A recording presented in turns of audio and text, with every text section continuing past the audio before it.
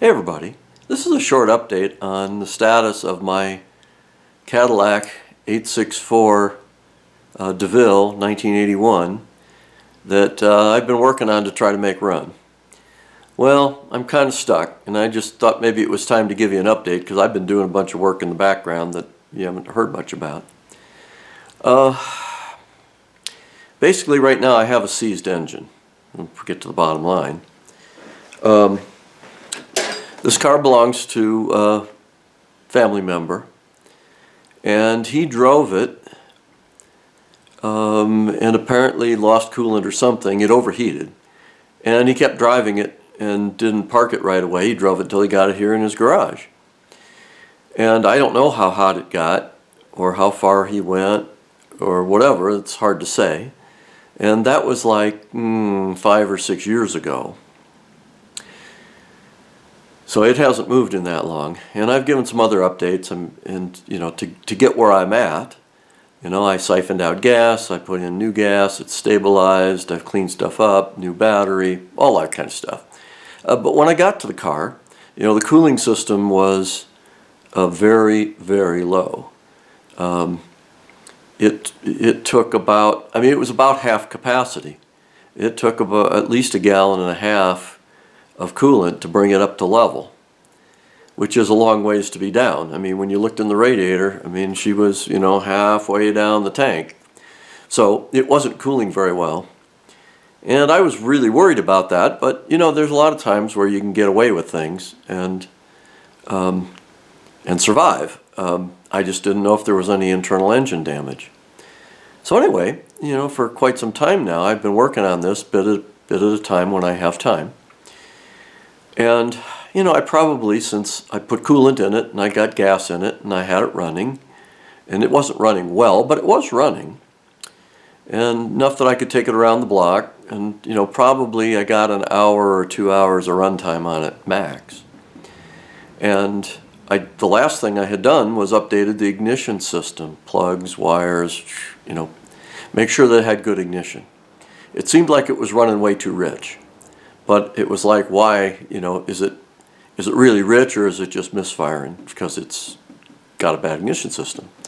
So I've done that, and what happened when I was testing it here in the garage on the, you know, after the ignition was changed, is it was still rich, so I kind of tacked it up a little bit, not too high, probably 1500, you know, whatever. And after a few seconds, it came down and stalled, and I'd heard it, and I heard it squawk, and I'd heard a squawk before, you know, early in the use. It was at one point when I shut it off, it made noise. So anyway, it was stuck. I mean, the starter motor wouldn't turn it over. So I got my flywheel tool, got it jacked up, and I was underneath. I came back the next time, and what I kind of wanted to do was see if I could run a compression test. Well, I pulled all the plugs, I put some oil in each cylinder to lube them up. I hit the starter a couple times. I managed to get it so I could roll it over. But when I was getting ready to do a compression test, I hit the starter and ran it 3 or 4 revolutions, and she seized up and stopped again.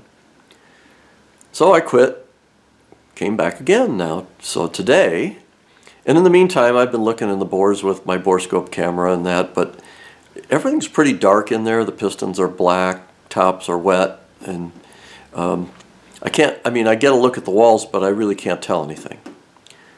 Anyway, so this time I came back. It had been seized when I left it. I hit the starter, got it loose, because I couldn't turn it with my flywheel wrench.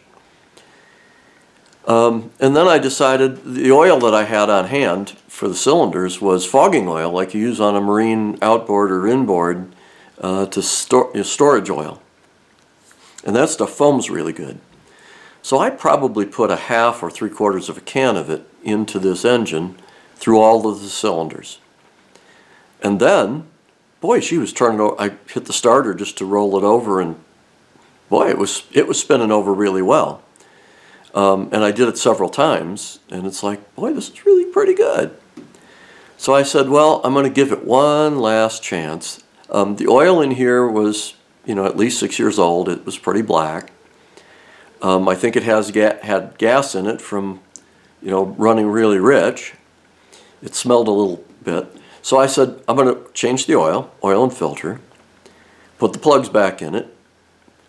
In order to make sure the engine that it was stuck and not accessories, I've loosened all the drive belts. So I went back today and I had to tension up the power steering and the vacuum pump and the alternator and the air pump and all of that. So all the belts were tensioned. Plugged in the injector fuses because I had them out while I was spinning it so it didn't flood. And I had the ignition disconnected so that it wouldn't damage the coils. So I plugged everything back in. Long story, I'm sorry, just telling you this is what you could run into on an overheated engine, right? So I got everything back together, tried to fire it up. It actually fired up pretty quickly. Now, I should say, before I tried to start it, before I put the plugs in, I did crank it until I got oil pressure before I put the plugs back in, just to make sure that the oil filter was full and everything was well lubed. Then I started it, and it ran for about 5-10 seconds. I don't know, time's hard to tell. And then it stalled. And I cranked it up again, and it probably ran 2 or 3 seconds at most. And then she stalled, and the starter won't turn it again. So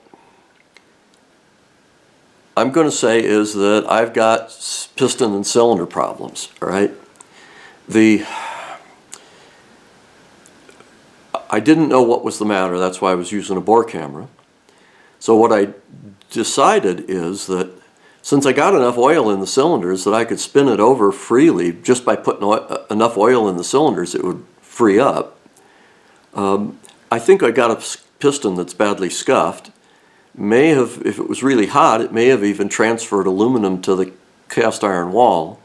And it's galling up on there, and it's just getting worse. It was probably that way when I started, and it's just been, as I go forward, it just keeps going downhill.